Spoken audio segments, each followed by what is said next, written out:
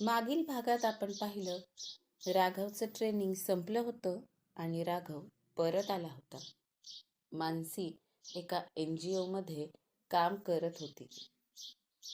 मंदाताईंनी माईंना आणि राघवला लग्नाची बोलणी करायसाठी घरी बोलवलं होतं. बोलणी सुरू असतानाच, मी लग्न करेन, पण माझी एक अट आहे, असं मानसी म्हणाली आणि सगळेजण बोलता बोलता थांबले. आता पाहूया पुढे. हे जीवन सुंदर आहे, भाग 46. मी लग्न करेल, पण माझी एक अट आहे, मानसी म्हणाली. आता अजून तुझ्या अटी आहेतच का? मंदाताई तिला म्हणाल्या. तुझ्या सगळ्या अटी मला मान्य आहेत, राघव म्हणाला. आधी ऐकून तर घे, मानसी म्हणाली. लग्न धूमधडाक्यात करण्यापेक्षा आपण रजिस्टर पद्धतीनं करू. अगदी साधा कार्यक्रम. आणि लग्नासाठी जो पैसा तुम्हाला खर्च करायचा आहे, तो तुम्ही एखाद्या आश्रमाला दान द्या. तसंही मी अशी. उगीचच लोकांना बोलवा, त्यांचे ते विचित्र बोलणे ऐकून घ्या, त्यांच्या त्या बोचऱ्या नजरा झेलून स्वतःला त्रास करून घेण्यापेक्षा हेच बरं, नाही का? मानसी म्हणाली. मानसी, आता बोललीस ते ठीक आहे, पण हे शेवटचं बरं का? पुन्हा तुझ्या तोंडून मी अशी, मी तशी, मी खराब असे शब्द निघालेले मला आवडणार नाहीत. तुला मी ह्या आधी पण म्हटलंय, सुंदरता ही शरीराची नसते, ती तुमच्या मनाची, विचारांची असते. शरीराचं सौंदर्य कधी ना कधी संपुष्टात येणार, पण मनाचं, आत्म्याचं, विचारांचं सौंदर्य चिरतरुण असतं. तू सुंदर होतीस, सुंदर आहेस आणि कायमच सुंदर राहशील, राघव बोलत होता. सुधीरराव आणि मंदाताई त्याच्याकडं कौतुकानं बघत होते. राघवचे विचार ऐकून माईंचा ऊर अभिमानानं भरून आला. मानसी, खूप नशीबवान आहेस बेटा, राघवसारखा जीवनसाथी तुला मिळाला. तू म्हणशील तसं आणि तुला हवं तसं आपण करू, पण सर्व धार्मिक विधी करण्याची आमची इच्छा आहे. त्या विधी आपण घरातल्या घरातच किंवा एखाद्या मंदिरात करू. सुधीररावांचा विचार सगळ्यांना पटला. मानसीची इच्छा होती म्हणून अगदी साध्या पद्धतीनं मानसी आणि राघवचा विवाह सोहळा संपन्न झाला. राघवच्या घरात लक्ष्मीच्या पावलानं मानसीचा गृहप्रवेश झाला. मानसी, छोटंसं घर आहे ग आमचं.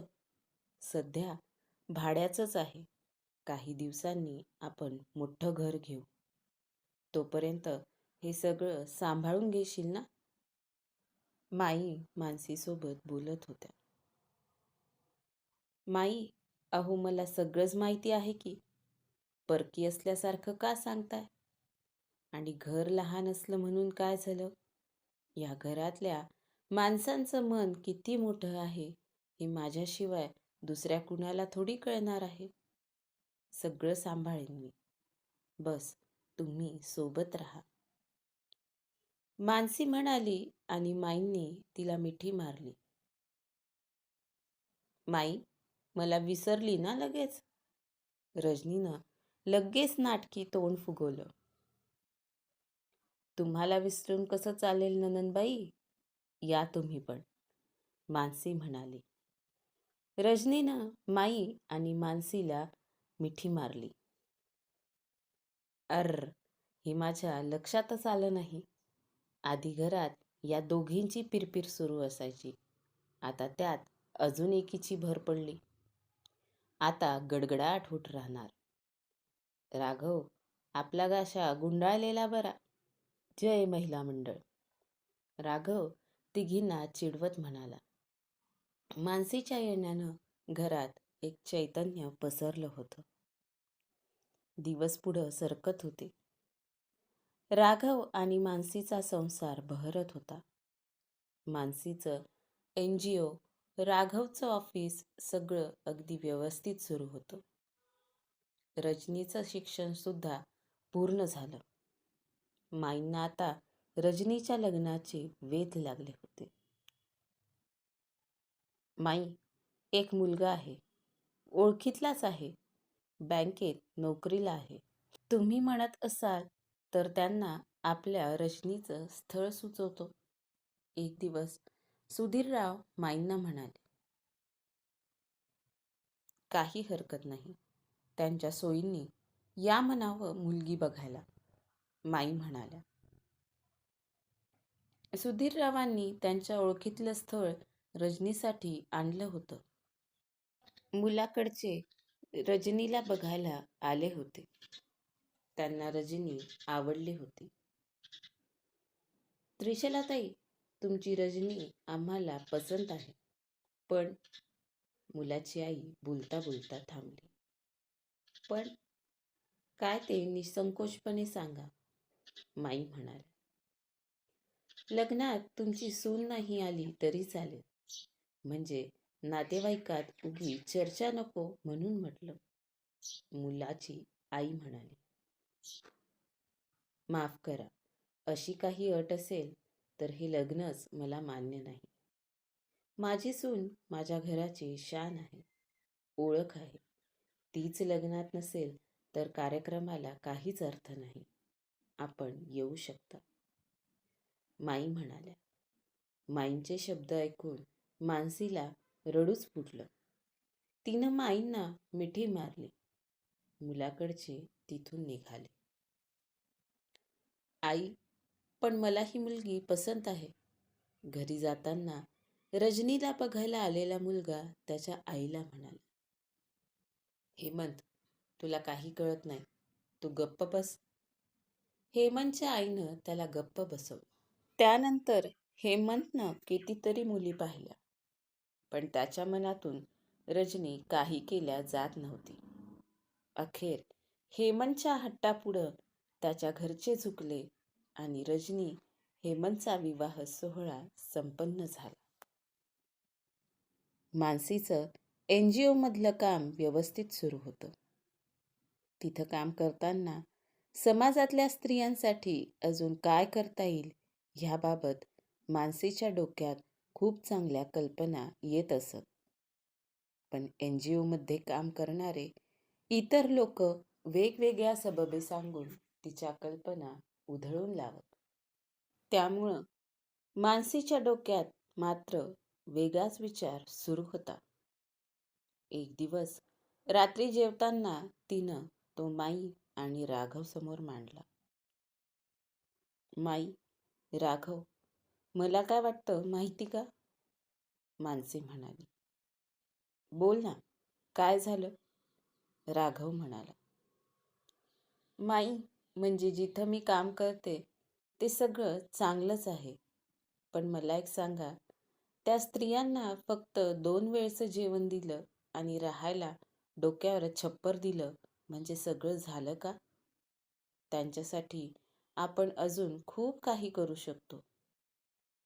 मला ना स्वतःचं असं काहीतरी सुरू करायचंय. महिलांसाठी आश्रम, जिथं कोणतीही पीडित स्त्री येऊन राहू शकेल. पुढं तिला शिकून स्वतःच्या पायावर उभं राहण्यात आपण मदत करू शकू. अशिक्षित महिलांना शिक्षण देऊ शकू. त्यांना व्यावसायिक प्रशिक्षण देऊन काही उद्योग सुरू करून देऊ शकू, मानसी म्हणाली. खूप चांगला विचार आहे मानसी, माई म्हणाल्या. विचार चांगला आहे. ज्या रस्त्यानं तू जायचा विचार करतेस तो मात्र अवघड आहे. भरपूर खाचखळगे आहेत त्यात, राघव म्हणाला. हो, त्याची कल्पना आलीये. तुम्ही दोघं साथ द्याल ना? मानसी राघवकडं माईंकडं बघत म्हणाली.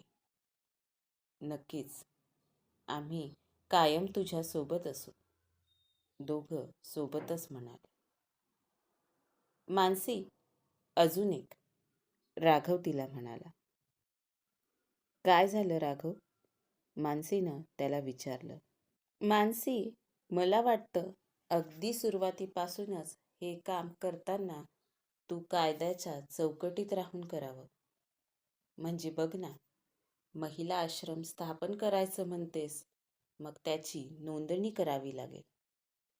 तिथं येणाऱ्या स्त्रियांच्या पण नोंदी वगैरे ठेवाव्या लागत असतील ना. तिथले निर्णय कोण घेणार?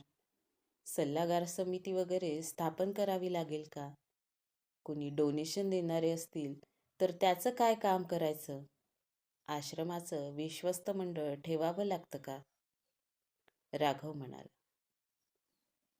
हो राघव, मी याची पूर्ण माहिती काढली आहे, मानसी म्हणाली. ठीक आहे. माझा एक मित्र आहे, योगेश वकील. म्हणजे त्यांचं आडनाव वकील आणि तोही वकीलच बरं का. खूप चांगला माणूस आहे. तू त्याची मदत घे, राघव म्हणाला. मानसीनं त्या दिशेनं पावलं टाकायला सुरुवात केली. संजीवनी महिला आश्रम नावाचं छोटंसं रोपटं नावारूपाला येत होतं. संकटांचा सामना करत, नवीन नवीन गोष्टी शिकत बहरत होतं. इकडं राघवची देखील प्रगती सुरू होती. यशाची एक एक शिडी तो वर चढत होता. काही दिवसात त्यानं एक सुंदर टुमदार घर घेतलं. आपल्या स्वतःच्या हक्काच्या घरात मानसीसोबत गृहप्रवेश करताना तो मात्र हरखून गेला होता. माईला दाखवलेलं स्वप्न त्यानं पूर्ण केलं होतं. राघवा, तुझ्या प्रगतीचा अभिमानच वाटतो. पण एक सांगू का? एक दिवस संध्याकाळी माई राघवला म्हणाल्या. मानसी जेवणाची तयारी करत होती. काय झालं माई? राघव म्हणाला. तू ऑफिसात जातोस. मानसी ही दुपारी घरी नसते. घर खायला उठतं रे. आपण आधी राहायचो तिथं शेजारी पाजारी ओळखीचे होते. सकाळ संध्याकाळ स्वयंपाकाचं काम सुरू होतं. दुपारी बायका मिळून कामं करायचो. वेळ कुठं निघून जायचा कळतही नव्हतं, माई म्हणाल्या. मग आताही तू काम करू शकतेस की? राघव म्हणाला. हो माई, तुम्ही माझ्यासोबत येत जा. आपलंच आश्रम आहे.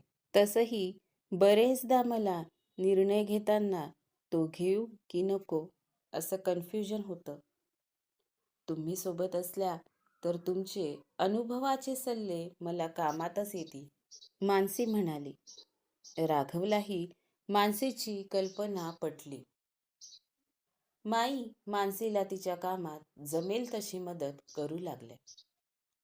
बघता बघता राघव मानसीच्या लग्नाला 3 वर्ष झाली. एक दिवस संध्याकाळी मानसी आश्रमातून घरी आली. मानसी बरीच थकल्यासारखी दिसत होती. तितक्यात राघवही घरी पोहोचला. मानसी, बरं वाटत नाहीये का? चेहरा का असा मलूल दिसतोय? राघव तिला म्हणाला.